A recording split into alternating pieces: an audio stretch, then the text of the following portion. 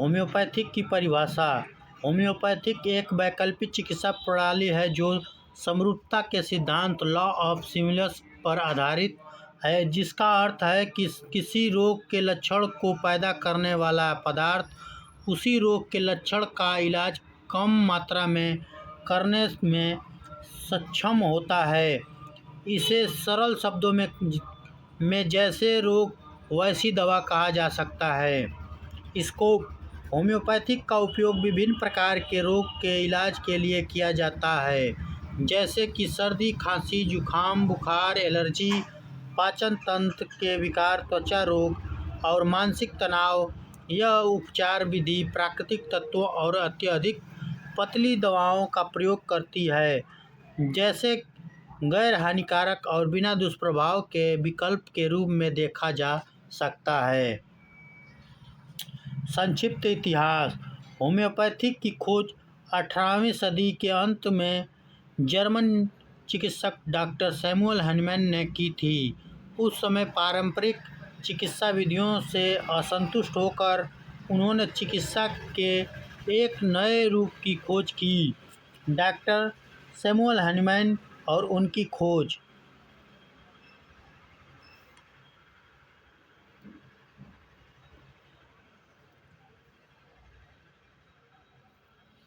Doctor Hahnemann का जन्म 10 अप्रैल 1755 को जर्मनी में हुआ था। इन्होंने देखा कि पारंपरिक चिकित्सा पद्धति अक्सर मरीजों के लिए हानिकारक होती थी। इसके बाद उन्होंने होम्योपैथिक की आधारशिला रखी, जब उन्होंने क्विनाइन चाइना नामक पदार्थ का प्रयोग किया, जो मलेरिया का इलाज करता था। इस प्रयोग से उन्होंने यह निष्कर्ष निकाला कि जो चीज़ स्वस्थ व्यक्ति में रोग पैदा करती है, वही रोगी व्यक्ति में उस रोग का इलाज कर सकती है। उन्हें सिमिलिया सिमिलस क्यूरेंडर का सिद्धांत कहा। होम्योपैथिक समय के साथ पूरी दुनिया में फैल गई और आज यह वैकल्पिक चिकित्सा की एक प्रमुख शाखा है। डॉक्टर सैमुअल हनीमैन ने होम्योपैथिक को विकसित करने के लिए कई प्रयोग किए। उन्होंने दवाओं की अत्यधिक पतली खुराक का उपयोग किया ताकि इसके हानिकारक प्रभाव को कम किया जा सके और शरीर की स्वाभाविक उपचार क्षमता को बढ़ावा दिया जा सके। उन्होंने इस प्रक्रिया को पोटेंटाइजेशन कहा, जिससे मूल दवा को बार बार पतला और झटका दिया जाता है। यह प्रक्रिया होम्योपैथिक की एक प्रमुख विशेषता बन गई। होम्योपैथिक के सिद्धांत। Law of homeopathic. समरूपता का नियम लॉ ऑफ सिमिलर्स जैसा पतले बनाया गया।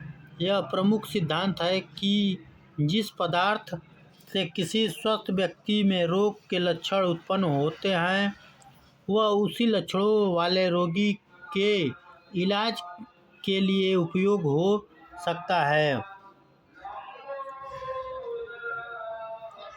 कम खुराक सिद्धांत। होम्योपैथिक में दवाओं की खुराक बहुत कम होती है, क्योंकि माना जाता है कि अत्यधिक पतली खुराक शरीर की उपचार क्षमता को अधिक प्रभावी ढंग से उत्तेजित करती है।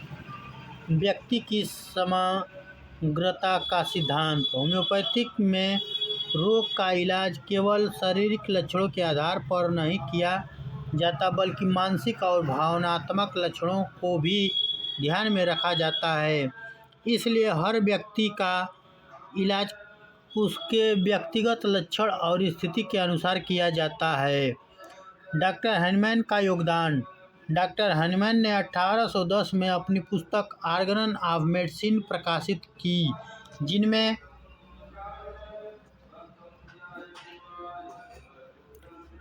होम्योपैथिक के सिद्धांतों और उपयोग के तरीकों का विस्तृत वर्णन किया गया है। यह पुस्तक होम्योपैथिक के क्षेत्र में एक महत्वपूर्ण मार्गदर्शिका मानी जाती है। उनका यह कार्य चिकित्सा के इतिहास में एक महत्वपूर्ण मोड़ साबित हुआ और उनके अनुयायियों ने उनकी विधियों को आगे बढ़ाया।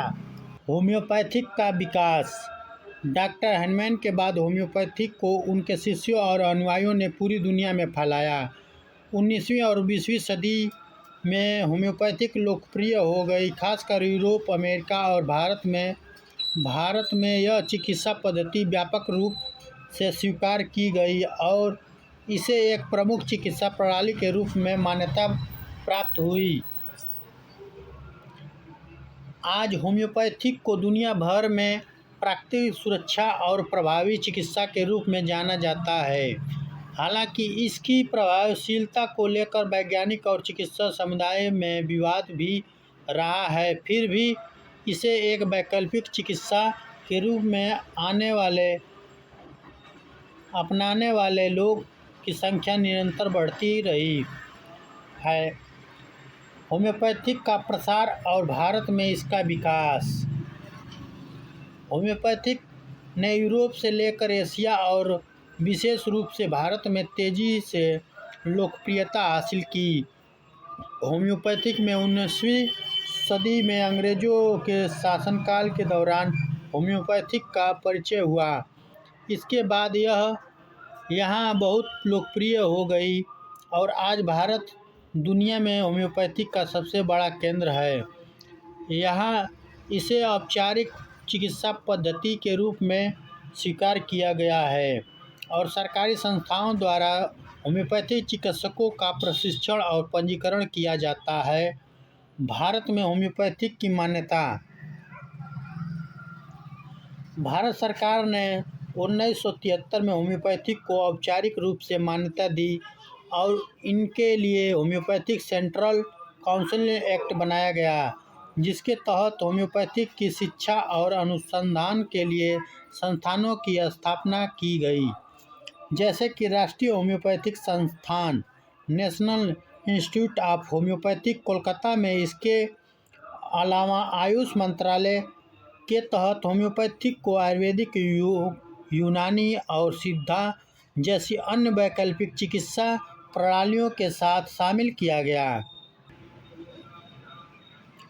होम्योपैथिक की लोकप्रियता के कारण सुरक्षा। होम्योपैथिक दवाओं की पतली खुराक के कारण यह चिकित्सा प्रणाली सुरक्षित मानी जाती है और इसके दुष्प्रभाव की संभावना कम होती है। व्यक्तिगत उपचार। होम्योपैथिक व्यक्ति के शारीरिक और मानसिक लक्षणों के आधार पर उपचार देती है, जिससे रोगी को समय लाभ मिलता है। लंबे समय के इलाज के लिए उपयुक्त। होम्योपैथिक का उपयोग पुराने और जटिल रोग के इलाज में किया जाता है, जैसे कि अस्थमा, एलर्जी, त्वचा रोग और मानसिक विकार। विवाद और आलोचना।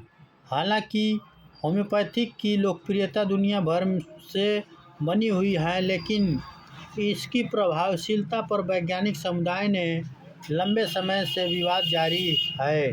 कई वैज्ञानिकों का कहना है कि होम्योपैथिक सिद्धांत वैज्ञानिक प्रमाणों पर आधारित नहीं है और इसकी दवाओं की अत्यधिक पतली खुराक इतनी पतली होती है कि इनमें सक्रिय तत्व मौजूद नहीं होते हैं।